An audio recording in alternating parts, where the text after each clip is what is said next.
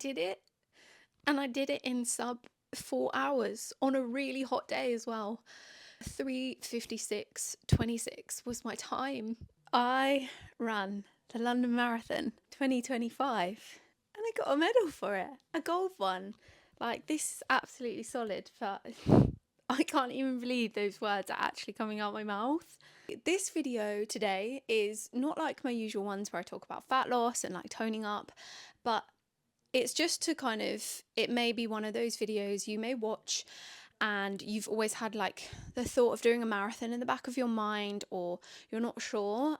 So in this video, I'm just going to talk about like how I got into the marathon, like what made me do it, like my motivations, what it was like, what London Marathon was like, and it may be that thing that pushes you over the edge to do it. But yeah, without further ado, whilst you're here, don't forget to like and subscribe. And this is the London Marathon sub 4 hour, may I say, experience. So why I did the London Marathon and why I did a marathon. So a few years ago, I entered a half marathon. It was in Kentway. It was really random. I never really trained for it. I just thought I'd give it a go. I did it, and I said to myself after it, I'm never doing a half marathon or a marathon ever, because that half marathon was really hard and I didn't really because I didn't really put the time, the effort into the training. I kind of just did it. So I never had a motivation to do a marathon. Literally never. Like, it wasn't on my bucket list. I just put it to one side. And then a year ago, the London Marathon happened in 2024, and I watched it on TV, saw a few friends do it, and I was like, I'll just put my name in for the ballot, because the chances of me getting a space are really, really small, which, if you know, they are really, really small. A couple of months later, I was on holiday and I had an email come through and it was like, Ameliaa, you've got a space in the London Marathon ballot. And I truly was like, oh my God, no, no. And I couldn't turn it down. Like, I got a space. I wish I got a lottery ticket that day instead, because it was honestly baffling. And I was like, oh my God, I'm going to do it. I'm going to do it. And also at the time, like a side note, sadly, my dad had been diagnosed with prostate cancer for the second time. So I know when you get a space in the ballot, you don't have to run for a charity, but I thought this is an even more of a reason to run it and raise money for prostate cancer and raise money for him. Oh my God, I'm going to get emotional. But yeah, it was even more of a motivation to do it, because his pain happens every single day, and that pain of the marathon is temporary. And if I can raise £1,000, it will mean the world to him and to me and to other men fighting with prostate cancer as well. So that was kind of the motivation to do it. So from that point, I got given that email in about June time. So I did have a good amount of time, but I was like, I'm going to start like 4 months out, maybe a little bit more. And yeah, that was where we began. Also, I'm very much one for pushing yourself and trying new challenges. So to me, I'd done like fat loss, I'd done high roxes, I'd done a half marathon. So for me, it was another thing to be like, I'm going to work towards something. So it was another motivation to do it, really. But leading on from that, fast forward, it got to December time and I was about 4 or 5 months out, and I was like, right, I need to start running more. I hated running anything more than 10k or like an hour. I hated it. I hated long runs. I really, really did. And I was like, I should probably get a coach. Like, even though I am a coach, like getting a coach was something that I was like, this is going to be something that can hold me accountable, because if I write my own training plan, which I could have, I might have not stuck to it. I could have missed runs. I would be the person to know that if I didn't do something, like, I didn't do it. But like, if I had a coach, it meant that I had to tick off the runs, I had to check in, I had to do those things, I had to stick to the nutrition, because that was holding me accountable for it. And I, more than anyone, believe in investing into a coach, and I did. And I really, really obviously to get to the finish line would have been amazing, but I really secretly wanted to get a sub-4 hour, which I knew was going to be hard. So having a coach could help me even more get to that, make me stick to achieving that. So that's where I began. December. I had many highs and lows in that journey. The 18 week journey, I had food poisoning right at the beginning. I also lost half a toenail during that process. A lot of cold mornings, rainy days. So there were some struggles along the way. The training is probably one of the hardest bits. So if you are going to sign up, know that the training isn't easy. I did have to say no to some social occasions. It takes up your life towards the end when you come to the long runs and you're having to run for like 3 hours on a Sunday. It does take up things. I remember it was like Mother's Day for me, so I had to switch plans and change things because yeah, that's the beauty of marathon training that no one really tells you about. So just a note for that one. But I was very, very lucky that my boyfriend, he did the long runs with me just as like support, and he loves running, so he joined me on those. And then he actually even got a space in the marathon because he was doing all the training runs with me. He was like, you know what, let's see if I can get in and do it with you, because I'm doing the training, so I might as well support you throughout the session, throughout the marathon. So we did. I was very lucky, so it was even more of a boost to get it done. Now, pre-race day and race day, this was tough. Carb loading I found really, really challenging.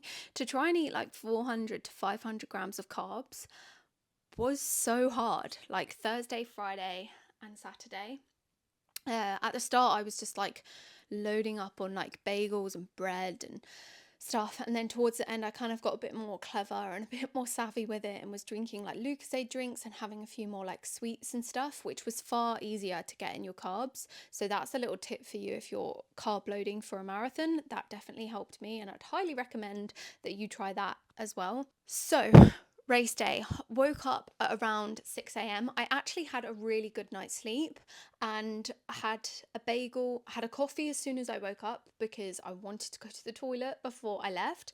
I had a bagel and banana and honey before I left the hotel at around like 6:45, and then we left the hotel and headed to, I started in Greenwich and my boyfriend, he started in Blackheath. So we were at separate destinations, which was annoying because then we had to find each other in the marathon, but it was what it was and it was something that we couldn't change. But we headed to London. Now I've got some videos that I'm going to post because it was so busy, like was not expecting that, but headed there super, super early.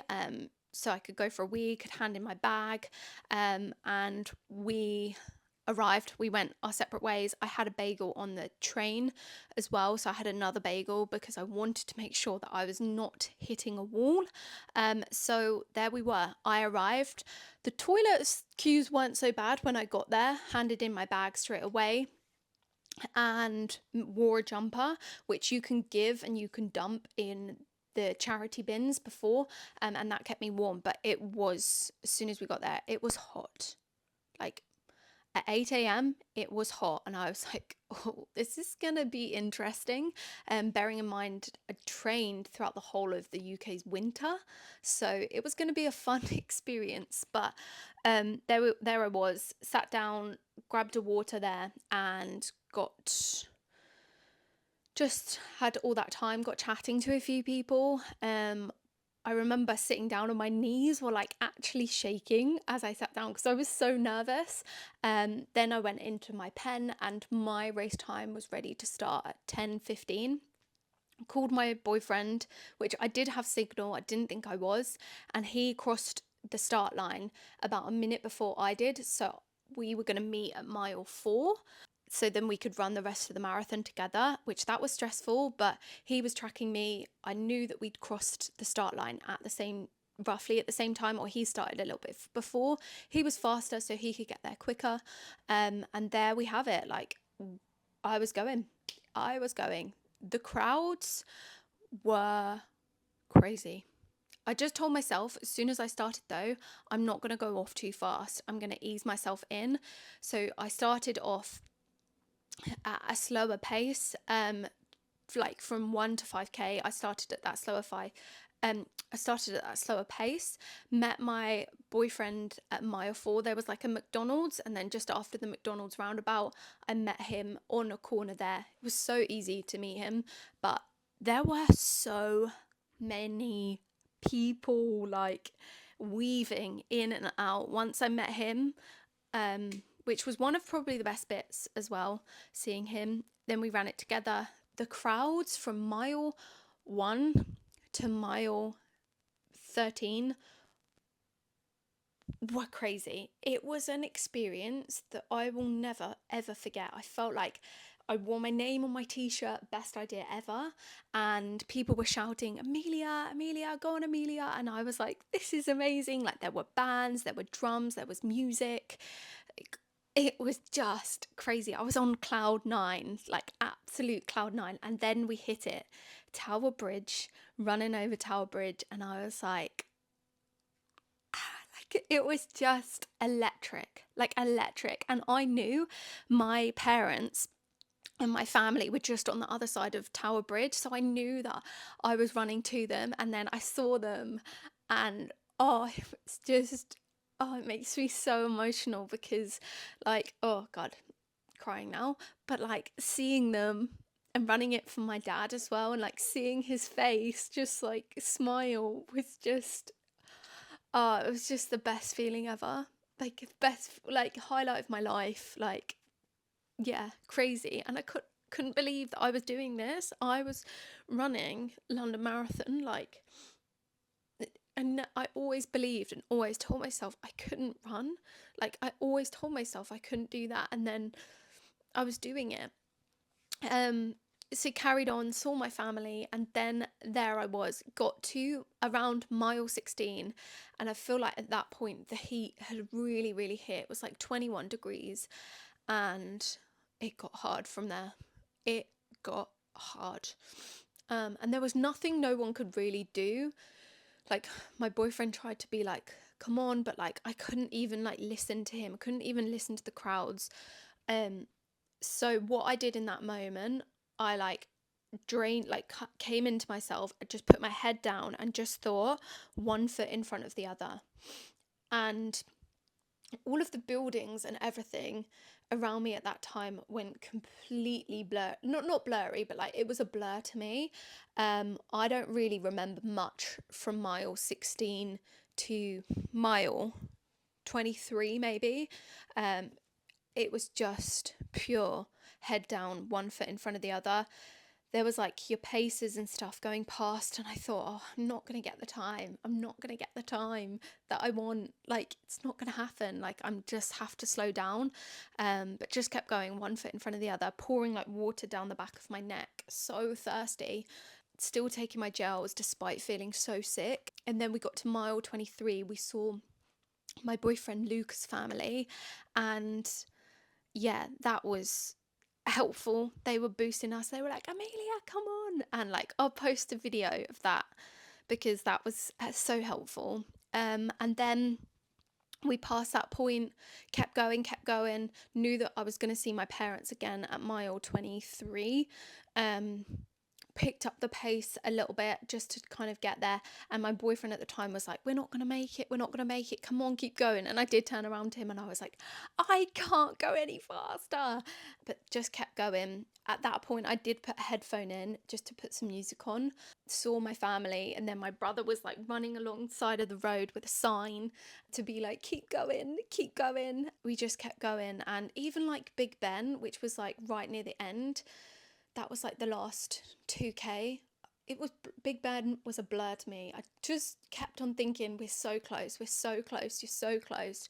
Apart from, every part of my mind was just like, just stop. Who cares about the Sub-4? Who cares? Just stop. But I kept going, just remembering the training, remembering I was doing this for Barry, and remembering that I could do it. And I'd had so many amazing messages from people that I was like, come on, you can do this. And then dug deep for those last 2K. Felt like the longest 2 kilometers of my life. Felt like it was never going to end, coming up to Buckingham Palace, and then there we have it, seeing the last 385 yard sign, and like meter sign, sorry, and there we have it. Then I stepped over that line and I did it, and I did it in sub 4 hours on a really hot day as well. 3:56:26 was my time. I actually can't believe it. And my Strava said 3:52 because we did so much weaving, but I don't care. Like, Strava or chip time, like, just months of like hard work had like paid off. And I got to do it with my partner as well, like, for the most special man, my dad. And then seeing all their faces after was just a moment I will never forget. But yeah, that was the marathon. And lastly, no one tells you when you cross the finish line how amazing it does feel, but your body, like, as soon as you step over, your body, like, I remember the backs of my arms, I couldn't even move, like my feet, my toenails, everything hurt. I was like, oh my god. But then that soon fades and you get into the feels and the celebration. And yeah, even now, like, I'm still on such a high from it. I'm never doing one ever again, but it was just the most incredible day. So I'm putting my medal on, and to finish